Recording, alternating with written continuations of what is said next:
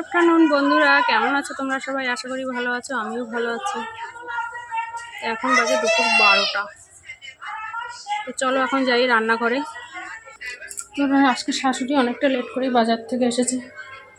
তো দেখো এদিকে অলরেডি রান্না বান্না আমার বসে গেছে, যেহেতু অনেকটা লেট হয়ে গেছে। দেখো মাছ নিয়ে এসেছে। কি কি মাছ?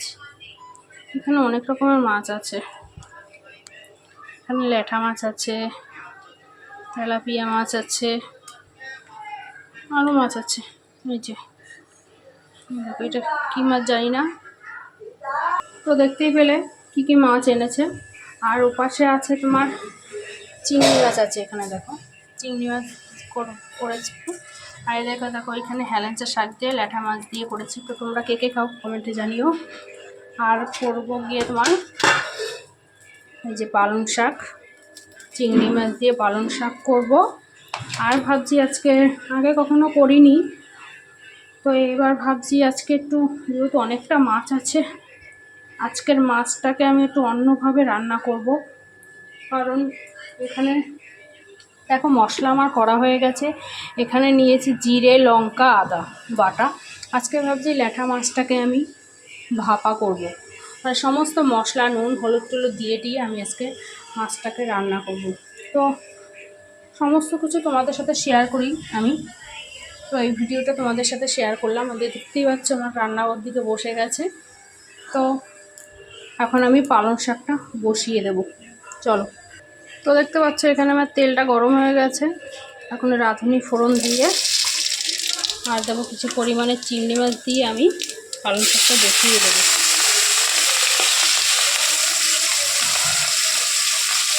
তো চিংড়ি মাছটাকে ভাজা ভাজা করবো। পালং শাকে জানোই তো একদম সামান্য পরিমাণে জল লাগে, অল্প পরিমাণে জল দেবো। আগে চিংড়ি মাছটা তো ভাজা হয়নি। এখন শীতকাল যেহেতু, বেশিরভাগই দেখবে আমাদের বাড়িতে ল্যাঠা মাছ, কই মাছ, মানে শীতের সিজনে যে সমস্ত মাছ ওঠে এই মাছগুলো আমাদের ঘরে সবাই খুব ভালোবাসে। তো এদিকে দেখতেই পাচ্ছ এক তরকারি আমার হয়ে গেছে। আর এদিকে হচ্ছে আমার চিংড়ি মাছ ভাজা, মানে পালং শাকের তরকারিটা এখন আমি বসাবো। তো আমি কীভাবে পালং শাকের তরকারি রান্না করি তোমাদের সাথে শেয়ার করছি। এদিকে ভাতটা ফুটে গেছে, ভাতের ভিতরে দিয়েছি 1 পিস পেঁপে সিদ্ধ। তো চিংড়ি মাছটা হয়ে গেছে আমার ভাজা, আমার জল দেব।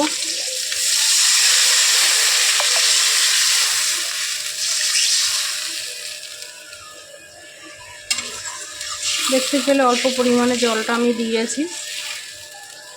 এখন দিয়ে দেব নুন হলুদ। তো এখন আমি হলুদটা দিয়ে দেব। আমাদের বাড়িতে তো হলুদের পরিমাণটা বেশিই খাই, কিন্তু তরকারিতে একটু কালার না হলে ভালো লাগে না কারোরই। হলুদটা একটু বেশি খাওয়া হয় আমাদের বাড়িতে। এবার দিয়ে দেবো আমি লঙ্কা চিড়ে। এবার দিয়ে দেবো লঙ্কাটা। আমি লঙ্কাটা দিয়ে কিছুক্ষণ আমি ফুটিয়ে তারপর শাকটা দেবো। তো দেখতে পাচ্ছ জলের দিকে ফুটে উঠছে, খুব সুন্দরভাবে শাকটা আমি দিয়ে দেবো। আর এদিকে দেখো তোমার দাদাভাইয়ের জন্য সকালে যেহেতু আমার রান্না করতে হয়, ওর জন্য মাছটা আমি ভেজে রেখে দিয়েছি। আর আমি এখন শাকটা দিয়ে দেবো।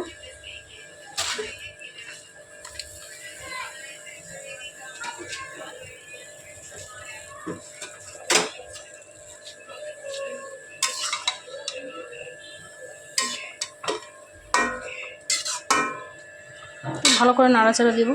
দেখো বন্ধুরা কতটুকু জল দিয়েছিলাম আর কতটা হয়ে গেছে। পালং শাক দেওয়ার পরে দেখো কতটা জল বেরিয়েছে। তো এই এক সমস্যা, পালং শাকে প্রচণ্ড জল বেরায়। আর বেরায় চিচিঙ্গা রান্না করলে। আর চিচিঙ্গা রান্না করলে কি হয়, জল কতটা কি দিতে হবে ঠিক মতো বোঝা যায় না, চিচিঙ্গা থেকে জল বেরায়, প্রচণ্ড সমস্যা। তো এদিকে আমার পালং শাকটা হয়ে গেছে। বুঝতে পারছো কতটা ঝোল টানিয়েছি। আমাদের ঘরে ঝোল সেরকম খায় না, আর একটু টানাবো, আমি নামিয়ে দেবো। দেখো এখানে আমি কাঁচা মাছটা দিয়ে দিয়েছি, এর মশলা দিয়েছি আদা, জিরে, লঙ্কা, নুন, হলুদ, আর দিয়েছি তেল। দিয়ে মাছটাকে প্রথমে মেখে নেব।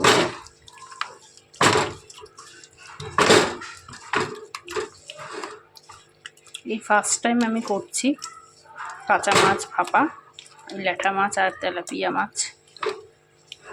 জানি না কীরকম হবে।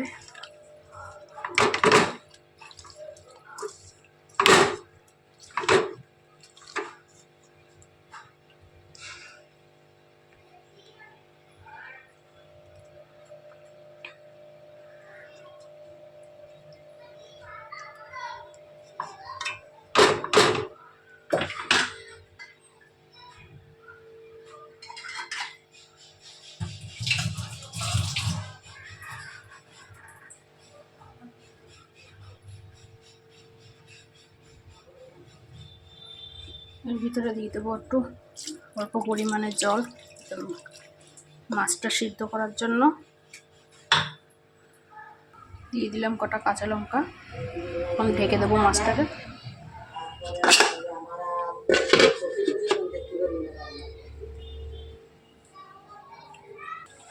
দেখো বন্ধুরা কি সুন্দর কালার এসেছে। আর এইভাবে ঝি মাঝে মাছটাকে আমার রান্না করব।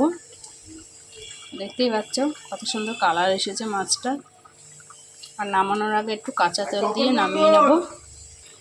তো এখন আমি একটু কাঁচা তেলটা দিয়ে দেব। তো তোমরা এইভাবে রান্না করে দেখবে, খুবই টেস্টি লাগে খেতে। কেমন হয়েছে রান্নাটা কমেন্টে জানিয়ে। দারুণ কালার এসেছে।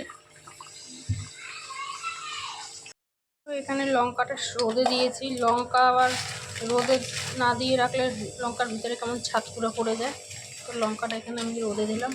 লঙ্কাগুলো কিন্তু খুবই ঝাল। তো এদিকে সমস্ত রান্না তোমাদের সাথে আমি শেয়ার করেছি। তারপর থেকে মাছের ঝোলটা হয়েছে। কালারটা দেখো একটু খালি, কালারটা এসেছে কিন্তু দারুণ।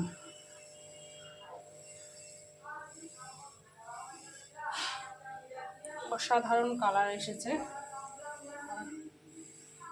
খেয়ে তোমাদের জানাবো কেমন হয়েছিল মাছটা। তোমরা এইভাবে করবে রান্নাটা, ঠিক আছে? তোমরা এইভাবে করে আমাকে কমেন্ট করবে কেমন হয়েছিল। তো সমস্ত কিছুই তোমাদের সাথে স্টেপ বাই স্টেপ শেয়ার করেছি। তো সমস্ত কিছু তোমাদের সাথে শেয়ার করলাম। তো ভিডিওটি কেমন হলো কমেন্টে জানিও। দেখো ফুলের কালারগুলো কত সুন্দর সুন্দর। Tata, bye bye.